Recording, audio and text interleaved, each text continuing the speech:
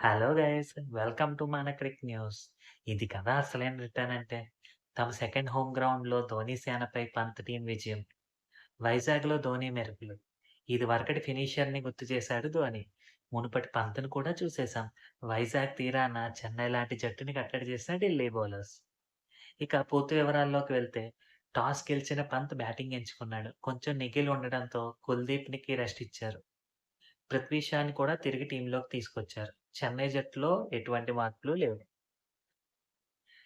Batting start చేసిన Prithvi and Warner ఢిల్లీకి super start ఇచ్చారు. ఇద్దరూ అగ్రెసివ్‌గా ఆడుతూ 9 ఓవర్లలోనే 91 పరుగులు చేసేశారు.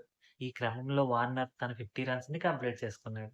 వార్నర్ టీ20 క్రికెట్‌లో ఒక లెజెండ్ అని మనకు తెలుసు. టీ20 క్రికెట్‌లో ఏకంగా ఇది తనకి 110వ 50+ స్కోర్.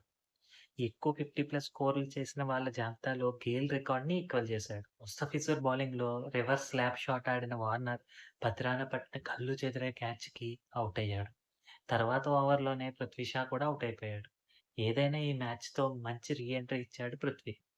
అతను 47 పరుగులు కొట్టి ఔట్ అయ్యాడు. 2 వరుస వికెట్లు పడటంతో డీసీ తన స్కోరింగ్ రేట్‌ని తగ్గించింది. దానికి తోడు ఒకే ఓవర్‌లో మార్ష్ మరియు స్టబ్స్‌ని పత్రాన ఔట్ చేయడంతో డీసీ 15 ఓవర్లకి 134 పరుగులు చేసింది.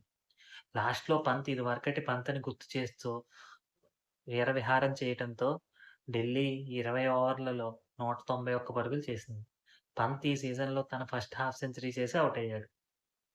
192 పరుగుల టార్గెట్‌తో బరిలోకి దిగిన సీఎస్‌కేకి డీసీ బౌలర్స్ ఖలీల్ మరియు ఇషాంత్‌లు ఝలకిచ్చారు.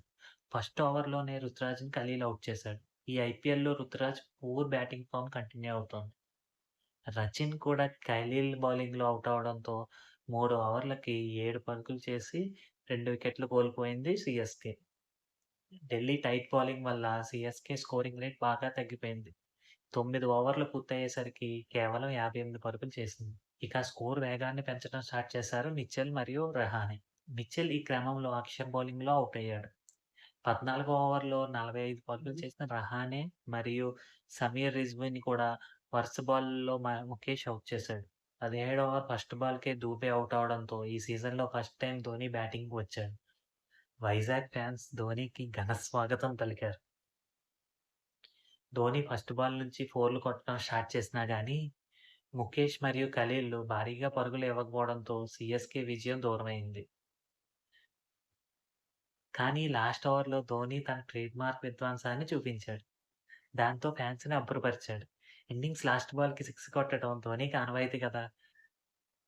ఈ ఇన్నింగ్స్‌లో కూడా ధోని లాస్ట్ బాల్‌కి 6 కొట్టడంతో సీఎస్‌కే 20 ఓవర్లలో 171 పరుగులు చేసింది.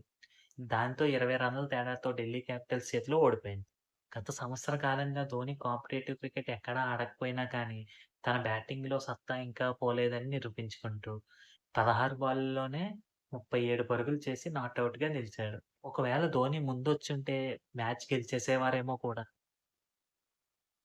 ఈ విజయంతో డీసీ పాయింట్స్ టేబుల్‌లో సెవెంత్ ప్లేస్‌కి చేరుకోగా, సీఎస్‌కే సెకండ్ ప్లేస్‌కి పడిపోయింది. Mumbai Indians versus Rajasthan Royals match డీటెయిల్స్‌తో మళ్ళీ కలుద్దాం. మా ఈ ప్రయత్నాన్ని సపోర్ట్ చేయాలనుకుంటే లైక్ చేయండి, షేర్ చేయండి, ఛానెల్‌ని సబ్స్క్రైబ్ చేయండి. Thank you.